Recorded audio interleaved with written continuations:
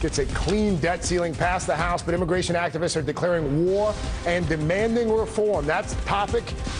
It's what we're going to take to the agenda panel right now. Zerlina Maxwell is a political analyst, Grio.com contributor. Amanda Turkle is senior political reporter at the Huffington Post. And Victoria DeFrancesco Soto is an MSNBC contributor, also a professor of University of Texas, professor at the University of Texas at Austin. All right. It's a mouthful. So let me start with you here. I want to read some advice. You remember this article from Bill Kristol. This is from his memo to the House GOP. This was in the Daily Standard. I believe this was about a month or so ago. Make a deal. No default in return for no amnesty. No amnesty. Such a deal should mean no GOP tears this November. So we have no default with the clean debt ceiling bill.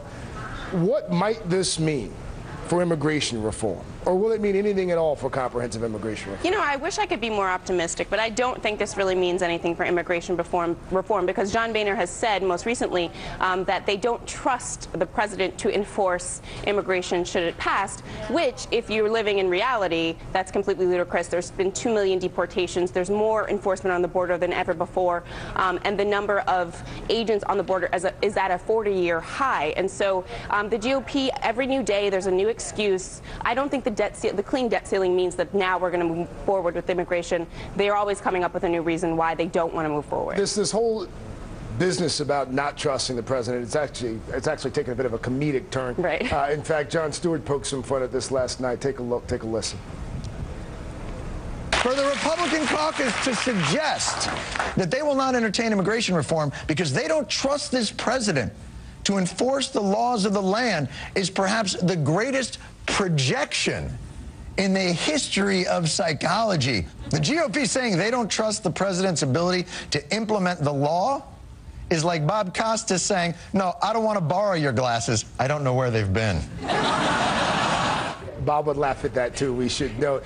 So, you know, here's the thing. I mean, after Senator Chuck Schumer suggested passing reform and delaying its implementation until 2017, this is what Congressman Jim Jordan of Ohio had to say. Quote, I'll read it. We don't have the full screen, but he said, it's not just that there's a strong distrust of the president's ability to function in good faith on this issue in light of what's happened, but we don't know who's going to be president in 2017, Victoria.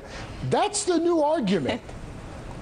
Right. It has nothing to do with the president. So Boehner's claim that he doesn't trust the president isn't a genuine or accurate portrayal of the state of immigration reform. And Chuck Schumer's proposition of 2017 is not really accurate either because it doesn't have to do with President Obama. It's all about the Senate. The GOP thinks that they have a really good shot at gaining the Senate in this upcoming election. So they do not want to do anything to upset the base because we know that those anti-immigrant forces in the GOP will punish the party if they ram through an immigration reform. Those pro-immigration forces in the GOP might be unhappy that it doesn't get passed, but ultimately they're not going to rock the boat. So this is all about the Senate.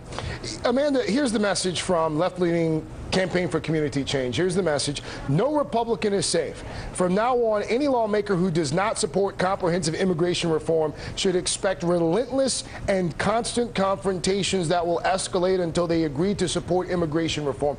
Is that a strategy that is going to be effective, or do you run the risk of alienating some of your more loyal supporters on the other side of the aisle with that strategy?